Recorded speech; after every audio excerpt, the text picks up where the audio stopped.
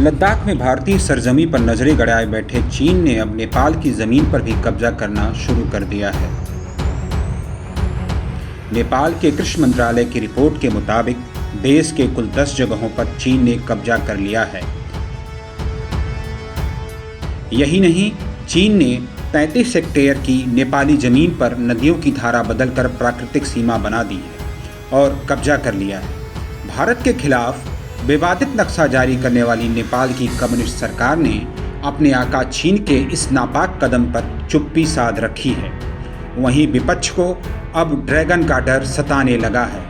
विपक्षी नेपाली कांग्रेस के उपाध्यक्ष और देश के उप प्रधानमंत्री रहे विमलेंद्र निधि ने आरोप लगाया है कि चीन जबरन नेपाल की जमीन पर कब्जा कर रहा है। उन्होंने केपी ओली सरकार से अपील की है कि वह चीन के नेपाली गांवों पर कब्जा करने के खिलाफ कार्रवाई करे।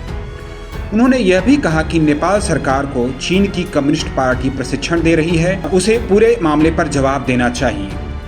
बताया जा रहा है कि चीन ने नेपाल में सड़क निर्माण के बहाने अब जमीन पर कब्जा किया है। नेपाल सरकार के कृषि मंत्रालय के सर्वे डिपार्टमेंट में 11 ऐसी जगहों की लिस्ट है जिस पे चीन ने कब्जा कर लिया है।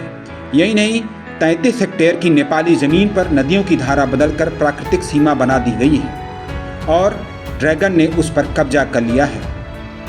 चीन ने नेपाल के रुई गांव पर कब्जा कर लिया है और अतिक्रमण को वैध बनाने के लिए गांव के सीमा स्तंभों को भी हटा दिया है। चीन सरकार तिब्बत में सड़क निर्माण कर रही है जिससे नदियों और सहायक नदियों का रास्ता बदल गया है और वे नेपाल की तरफ बहने लगी हैं। विशेषज्ञों का कहना है कि अगर यह जारी रहा तो नेपाल का बड़ा हिस्सा चीन के कब्जे में चला जाएगा।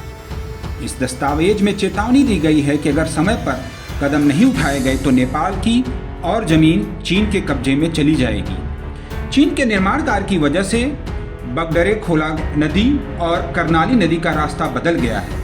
हुमला जिले में 10 हेक्टेयर जमीन पर अतिक्रमण हो गया है।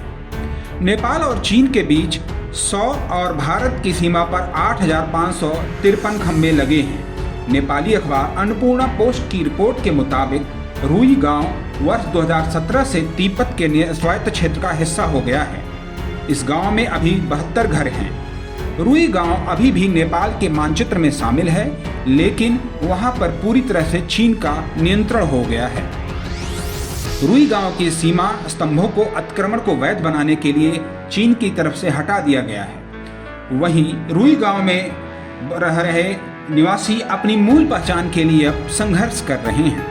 नेपाल की वर्तमान कम्युनिस्ट सरकार ने चीन के सामने घुटने टेक दिए हैं। वे इस कब्जे के बारे में कुछ वही बोल रहे हैं। नेपाल की कम्युनिस्ट पार्टी के नेता अब भारत विरोधी बयानों और भारत विरोधी गतिविधियों का सहारा ले रहे हैं। उनकी कोशिश है कि देश में राष्ट्रवाद को जगाया जाए और इस चीनी कब्जे की तरफ कोई आवाज न उठा सके।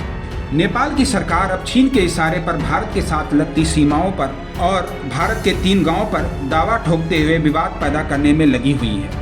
नए नक्शे के अलावा ओली सरकार गंडक बैराज में बांध की मरम्मत के काम में बाधा डाल रही है। इससे मानसून के दौरान बिहार में बाढ़ का खतरा पैदा हो जाएगा। माना जा रहा है कि यह सब कुछ चीन के इशारे पर नेपाल कर रहा है। चीन की कोशिश भारत के खिलाफ तीसरा मोर्चा खोलने की है और नेपाल की वर्तमान सरकार इसमें उसकी मदद कर रही है। नवभारत टाइम्स ऑनलाइन के लिए शैलेश शुक्ला की रिपोर्ट।